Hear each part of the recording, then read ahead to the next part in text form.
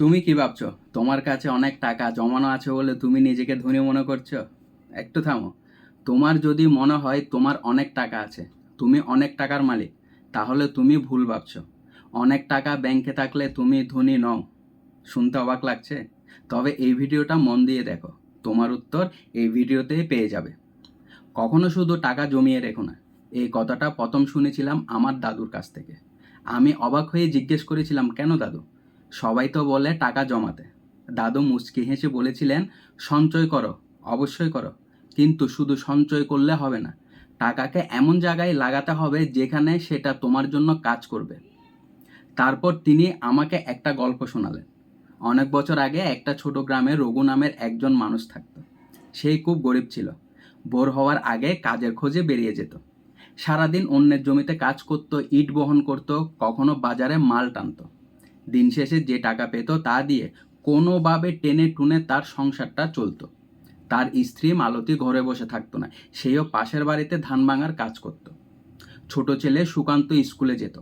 তবুও রঘুর একটা অভ্যাস ছিল, সে প্রতিদিন সামান্য হলেও কিছু টাকা আলাদা করে রাখতো, হোক সে 1 টাকা, 2 টাকা বা 5 টাকা, যতটুকুই পারত। লোকেরা বলতো, এই সামান্য টাকা জমিয়ে কি হবে? রঘু শুধু বলতো, একদিন কাজে লাগবে। বছরের পর বছর সেই টাকা জমাতে লাগলো। নতুন জামা কিনলো না, অপ্রয়োজনীয় খরচ করলো না। অনেক কষ্ট করে সেই একটা লোহার বাক্সে টাকাগুলো জমিয়ে রাখলো। প্রতিদিন রাতে সেই বক্সটা খুলে টাকাগুলো সে গুনত। তার মনে হতো আমি নিরাপদ। একদিন তার ছেলে সুকান্ত জিজ্ঞেস করলো, বাবা, এত টাকা জমিয়ে কি করবে? রঘু হেসে বলল, ভবিষ্যতের জন্য রাখছি। সুকান্ত আবার প্রশ্ন করলো, ভবিষ্যৎ কবে আসবে? রঘু কোনো উত্তর দিতে পারল না। সময় কেটে গেল। একদিন বাজারে গিয়ে সেই দেখলো চালের দাম বেড়েছে, তেলের দাম বেড়েছে, সব কিছু আগের চেয়ে অনেক বেশি দামি। সেদিন বাড়ি ফিরে সে লোহার বাক্স খুলল। টাকার পরিমাণ একই ছিল, কিন্তু সেই টাকা দিয়ে আগের মতো জিনিস কেনা যাচ্ছিল না। সারা রাত সে ঘুমাতে পারল না। একটাই প্রশ্ন তাকে কুরে কুরে খাচ্ছিল, আমি কি টাকা শুধু জমিয়েছি, ভুল করেছি? মালতী পাশে শুয়েছিল, সেই বলল, কি হয়েছে? রঘু চুপ করে রইল। পরদিন সকালে কাজে যাওয়ার পথে সেই একটা দৃশ্য দেখল। গ্রামের এক বৃদ্ধ প্রতিদিন বাড়ি বাড়ি দুধ পৌঁছে দিচ্ছে। মানুষ তার জন্য অপেক্ষা করছে। বৃদ্ধর মুখে ক্লান্তি ছিল, কিন্তু চিন্তা ছিল না। রঘু দাঁড়িয়ে দাঁড়িয়ে সবটাই দেখল। বাড়ি ফিরে সে মালতীকে বলল, তুমি কি মনে করো, আমাদের একটা গাভী কেনা উচিত? মালতী একটু চিন্তা করে বলল, টাকা আছে, কিন্তু গাভী পালার অভিজ্ঞতা আছে তোমার? রঘু বলল, ছোটবেলায় বাবার সাথে করেছিলাম। তাহলে একবার হরেন কাকার সাথে কথা বলো। তিনি বহু বছর গাভী লালন পালন করেন। ভুল চুক হলে জিজ্ঞেস করা যাবে। রঘু কয়েকদিন হরেন কাকার সাথে কথা বলল। বুঝলো এই কাজ কঠিন নয়, কিন্তু ধৈর্য লাগবে।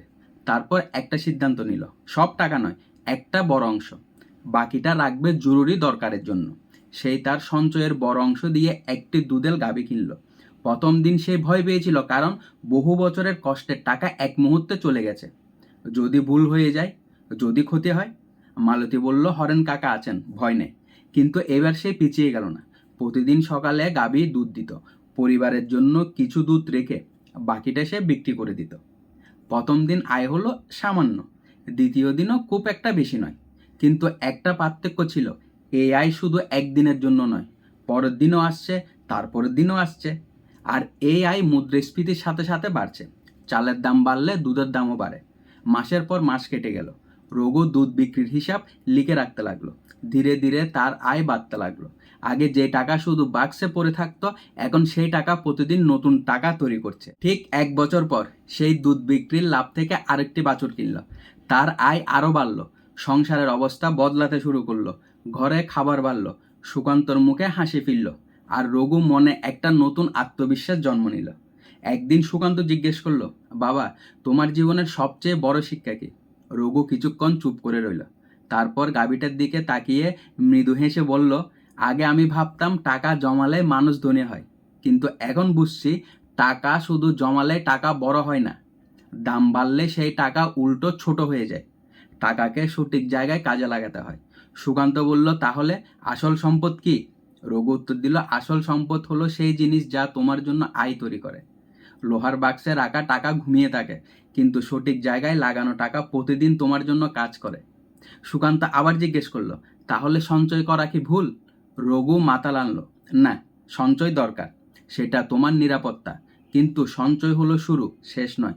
কারণ বীজ যদি শুধু ঘরে তুলে রাখা হয় তাহলে কখনো গাছ হবে না। বীজকে মাটিতে রোপণ করতে হবে। ঠিক তেমনি টাকাকেও সঠিক জায়গায় কাজে লাগাতে হয়। গল্প শেষ করে দাদু আমার দিকে তাকালেন, বললেন, বুঝলে, রঘু কিন্তু রাতারাতি ধনী হয়নি। সে শুধু একটা সিদ্ধান্ত নিয়েছিল, এবং সেই সিদ্ধান্তটা সে একা নেয়নি, ভেবে চিনতে নিয়েছিল। তো আমি বললাম, দাদু এখন আমাদের গাবি কিনতে হবে না তো? দাদু হাসলেন, গাবি না হলেও চলবে, কিন্তু এমন একটা কিছু লাগবে যেটা তোমার জন্য কাজ করে। সেটা হতে পারে ভালো কোনো বিনিয়োগ, নতুন কোনো দক্ষতা, বা ছোট কোনো উদ্যোগ।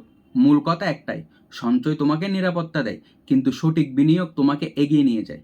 কখনো শুধু টাকা জমিয়ে রেখো না, টাকাকে বড় হতে শেখাও। তো বন্ধুরা, আজকের এই শিক্ষণীয় গল্পটি তোমাদের কেমন লাগলো অবশ্যই কমেন্ট বক্সে কমেন্ট করে জানাবে। আর কে কে এখন অবধি টাকা সঞ্চয় করছো সেটা অবশ্যই কমেন্ট বক্সে কমেন্ট করে জানিয়ে যেও। আর এই ভিডিওটা ভালো লাগলে একটি লাইক করে যেও। তো দেখা হচ্ছে পরের ভিডিওতে। সে পর্যন্ত সবাই ভালো থেকো, সুস্থ থেকো। আর এই চ্যানেলে নতুন হলে চ্যানেলটিকে সাবস্ক্রাইব করার জন্য অনুরোধ করছি।